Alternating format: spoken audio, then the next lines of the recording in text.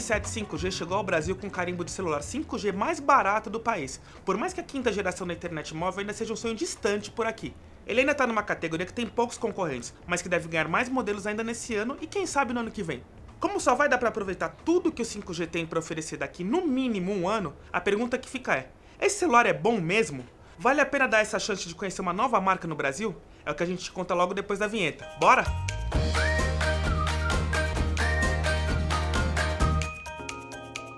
Já podemos começar dizendo que a Realme acertou a mão na construção de intermediário, que vai agradar usuários de vários perfis. Primeiro pelo tamanho e espessura, que são parecidos com os de seus concorrentes, e também do peso, de 195 gramas.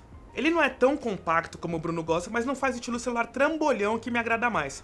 Com isso, a gente tem aqui uma pegada boa, que vai se adaptar às mãos de diferentes tamanhos. Sua tela tem 6,5 polegadas, o que é confortável o suficiente para consumir conteúdo e jogar. Suas bordas estão dentro do padrão para sua faixa de preço, mais finas nas laterais e um pouco mais acentuadas nas partes superior e inferior, sem nada exagerado. Ele ainda vem com uma película aplicada, algo que está virando cada vez mais comum em diversas fabricantes e faz muita diferença, já que mesmo quando tem proteção, os displays arranham. Na parte de trás, a Realme aposta em plástico fosco, com um efeito de cor bem bonito e o logotipo da marca no canto inferior esquerdo. A cor azul me lembrou do Pocophone e isso me dá uma saudade. Tem quem torça o nariz pro plástico, só que ele tem suas vantagens. A primeira é que esse acabamento evita, mas não muito, as marcas de gordura de dedo. A segunda é que o eventual tombo não vai estilhaçar. Porém, pelo menos aqui ele chega com uma capinha protetora, que é bem simples e protege a traseira de arranhões e as quinas de quebrar com facilidade. O módulo de câmera segue a linha cooktop, sem ser tão saltado em relação ao corpo, mas sim, é o suficiente para o celular balançar na mesa.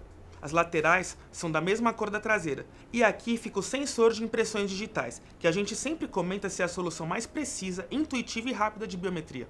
Além disso, tem outra coisa que a gente temia perder nos intermediários, mas por enquanto continua presente na maioria, que é a entrada para fones de ouvido na parte de baixo, ao lado da entrada USB-C e do alto-falante inferior. A bandeja é híbrida, e aí você escolhe se prefere 2 chips ou aumentar a memória com cartão microSD. Eu comecei falando sobre o tamanho da tela, mas não falei sobre a tecnologia, que é algo interessante para um celular de R$2.000. É um IPS LCD, e eu gostei do equilíbrio de cores e do brilho na tela, e não notei os cantos mais escuros ou falta de uniformidade na cor. A Motorola, por exemplo, vem melhorando suas telas IPS, e a Realme seguiu o mesmo caminho. Exceto quando o celular está sob sol mais forte, que aí o brilho deixa a desejar, a diferença é bem pequena para as AMOLED. E o mais legal, ela chega até 120 Hz, e você pode escolher fixar ou deixar a própria interface determinar, e aí você se aproveita de uma fluidez maior no sistema e também nos jogos, e a gente tem visto cada vez mais títulos se aproveitando dessa nova tendência nos celulares. Eu falei bastante sobre a parte de fora, mas e por dentro, como ele se comporta? O Realme 7 5G usa como chipset o Dimensity 800U, que muita gente reclama aqui nos comentários meio sem motivo, vai. A MediaTek é hoje a maior fabricante do mundo de chips para celulares, e o Dimensity já foi elogiado por aqui. Aliás, por ser dual SIM, a Realme garante que é possível usar 5G nos dois slots. Em testes frios de benchmark como o AnTuTu, ele vai melhor que os dois intermediários da Motorola com 5G, e por uma boa diferença, viu? Mas como números às vezes não mostram muito, vamos falar sobre o que eles conseguem fazer na prática. Primeiro, em jogos, ele roda os principais títulos sem engasgos na resolução padrão, o que já garante uma boa diversão. O celular esquenta pouco, e mesmo depois de mais de meia hora, ainda é confortável de pegar ele na mão. Lógico que se você quiser aproveitar a resolução máxima e a maior taxa de atualização possível, precisa partir para um top de linha, mas posso te dizer que o Realme 7 5G não te deixa na mão. Eu testei um jogo que eu curto muito e não é o padrão aqui do canal, que é o PES 2020, e ele rodou liso, com as configurações mais altas, o que me deixou surpreso positivamente. Outro ponto em que o Dimensity 800U vai bem é no multitarefas. A inicialização dos aplicativos é rápida e fácil de alternar entre diferentes apps, e aí o chip conta com a ajuda de 8 GB de RAM, um pouco mais do que a gente vê na sua categoria, que normalmente para nos 6 GB. E sejamos sinceros que 6 GB já dão conta do recado. Então, 8 GB de RAM passa aquela sensação de celular rápido, que não travou enquanto a gente testava, e também garante 1 ou 2 anos a mais de vida para o celular, antes dele começar a travar. Ele também ajuda muito o conjunto de câmera, mas a gente fala melhor sobre isso daqui a pouco. Antes eu quero falar sobre a interface da Realme, e tem duas coisas que eu preciso destacar. A primeira é que ela tenta não ser o Android em cima do Android, como a Samsung e a Xiaomi fazem com as suas interfaces. A disposição visual está mais próxima daquilo que o Google imaginou para o seu sistema operacional, mas a fabricante exagera na quantidade de bloatware, que são aqueles aplicativos que já vêm pré-instalados, ou repetem coisas que o próprio Google já tem, ou ainda são apps que aqui no Brasil não têm muita utilidade. São vários deles, desde uma loja própria de aplicativos até mesmo alguns jogos pré-instalados. Além disso, a gente percebe algumas falhas na tradução para o português e o design dos ícones passa aquela sensação de interface de celular importado da China. Para quem já é mais acostumado com tecnologia não tem tanto problema, mas se a Realme quer chegar ao top 3 brasileiro em 3 anos, precisa ter mais cuidado na interface para agradar mais pessoas. É um detalhe? É! Só que muito importante, porque fica parecendo que a marca não deu muita atenção para a versão global. E a gente sabe que a fabricante vai enfrentar aqui marcas já acostumadas com o consumidor brasileiro. A versão do Android aqui é a 10. Ele tem garantido atualização para o 11 e 2 anos de atualização de segurança, o que é pouco, já que a própria Samsung está oferecendo 3 anos de sistema operacional atualizado, mesmo para modelos intermediários, e o ritmo lento de atualizações é algo que tem sido bastante criticado no mercado. Poxa, imagine chegar ao 5G no ano que vem e seu celular não ter o Android mais atualizado para desfrutar de todas as tecnologias? Esse é o ponto. Na outra ponta tem uma coisa que a Realme mandou muito bem, que é a bateria. São 5.000 mAh que são muito bem gerenciados pela interface. Nos nossos testes, 1 hora de gravação em Full HD consumiu 15% de bateria. O YouTube gastou 9% nesse mesmo período. Na jogatina, Asphalt 9 sugou 16% de bateria em 1 hora e Call of Duty foi mais gastão, sugando 20% em 60 minutos de jogatina. E a empresa manda na caixa, pegou? Um carregador de 33 watts que carregou de 0 a 100% em 64 minutos.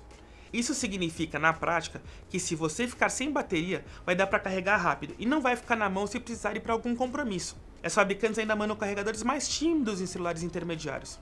Eu gostei da bateria, da rapidez do sistema e do desempenho em jogos, mas o som mono foi uma pequena decepção.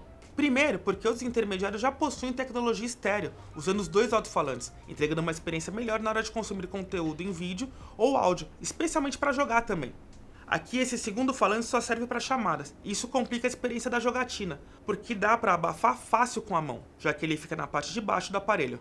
Por outro lado, apesar de mono, o som é equilibrado e alto, com uma tendência maior para os médios e agudos que deixa ele ok para escutar um podcast ou uma notícia pelo alto-falante.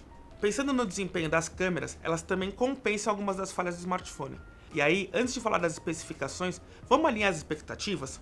Normalmente, celulares intermediários têm uma câmera traseira que vai bem durante o dia, mas que não repetem o desempenho em baixa luz. Uma câmera ultra-wide que entrega um resultado ok e nem sempre a câmera frontal consegue caprichar nas selfies em todas as condições de luz. Isso significa que você vai poder tirar uma foto sua num parque ou na praia sem prejuízos, mas as coisas complicam um pouco mais numa foto feita à noite. Com isso tudo explicado, eu preciso dizer que o Realme 7 5G me surpreendeu positivamente. Começando pelo conjunto traseiro, a câmera principal de 48 megapixels trabalha muito bem em boas condições de luz. E eu gostei que as fotos são bem iluminadas e saturadas. Ela faz zoom de até 10x, mas eu preciso ser sincero que esse sensor não é para se aproximar tanto assim, e as fotos aqui já ficam com bastante ruído e granulação. Já a ultra-wide de 8 megapixels é legal, e não cria aquele efeito olho de peixe que deixa os cantos arredondados. Fica como se realmente você desse um passo para trás para captar mais informações. Sobre fotos macros eu sou um pouco mais ranzinza. Isso porque eu acho que uma boa lente principal com zoom pode fazer bem esse trabalho de macro, sem precisar de um sensor dedicado para isso. E no caso de celulares intermediários, é um de 2 megapixels que não é tão bacana assim, mas mesmo assim o resultado das fotos é satisfatório. Na câmera frontal, o Realme 7 5G sofre do mesmo mal que outros celulares chineses, que é o excesso de suavização da pele. Mesmo reduzindo o efeito para zero, a pele ainda fica um pouco lavada. Nos vídeos ele faz 4K a 30 fps com a câmera traseira e Full HD a 30 quadros por segundo, que é o que a maior parte de seus concorrentes faz, mas dá para fazer vídeos estáveis para postar no seu Instagram ou no Facebook. Só não espere por nada tão profissional. Ainda nas câmeras, uma coisa que eu gostei por aqui é que tem vários modos além do modo noturno e padrão. Modo Pro para fotos e vídeos que eles chamam de filme especialista, time-lapse, panorâmica e câmera lenta. Para um celular que foi lançado por menos de R$2.000 é bastante coisa. Falei do noturno, né? E é aqui que eu posso dizer que ele manda muito bem nas fotos feitas em baixa luz e à noite. Elas não parecem tão naturais, mas ficam bem saturadas, com cores fortes que devem agradar na hora de postar um story. Dá pra usar também com a ultra-wide e com a frontal, só que aí a qualidade cai um pouco, mas dá pra usar tranquilo. Bom, como a gente já vem falando há algum tempo, o 5G ainda é algo bastante distante para pensarmos agora. Isso porque o leilão de frequências da Anatel deve acontecer lá pelo segundo semestre desse ano, e a implantação da nova tecnologia vai ficar para o fim do ano que vem. Então você não precisa ter tanta pressa para comprar um celular 5G, mas é legal saber que uma tecnologia que começou mais restrita a celulares mais caros está chegando a modelos mais acessíveis. E o Realme 7 5G é um bom aparelho, com boas especificações, um design que segue bem a tendência dos smartphones mais modernos e tira boas fotos em diferentes condições de uso. Além disso, tem um chip que vai bem em jogos e que ajuda o celular a ser rápido na hora de abrir e alternar entre aplicativos. No final, falta uma interface mais amigável para o usuário brasileiro comum e que não venha com tantos aplicativos pré-instalados, mas o saldo para a Realme é positivo. E se esse carinha aqui voltar para um preço próximo ao do seu lançamento, que foi de R$ 1.899, vale a pena apostar nessa novidade. Da minha parte é isso, eu espero ver você nos próximos vídeos. Grande abraço, meus queridos!